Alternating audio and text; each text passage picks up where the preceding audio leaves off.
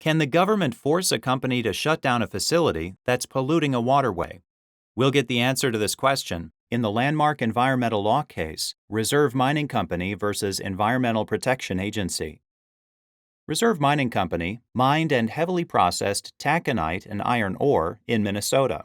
Finely ground waste rocks known as tailings are a byproduct of taconite processing.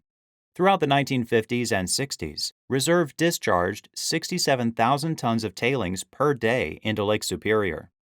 The city of Duluth, Minnesota sourced its drinking water from Lake Superior.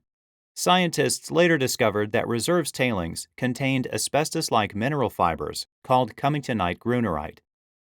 In 1972, the United States, on behalf of the EPA, as well as Minnesota, Wisconsin, Michigan, and multiple environmental groups, sued Reserve, claiming that Reserve's tailings discharges violated the Federal Water Pollution Control Act.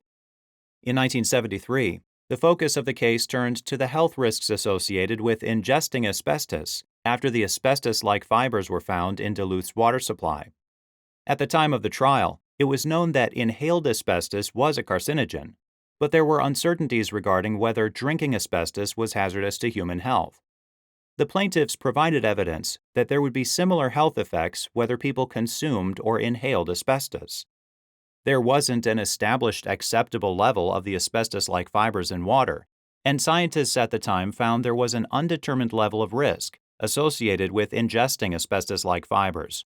Reserve was willing to implement practical ways to abate the pollution. After a lengthy trial with over 100 witnesses, the district court issued an immediate injunction. The court ordered Reserve to stop its discharges immediately, which would effectively close Reserve's facility.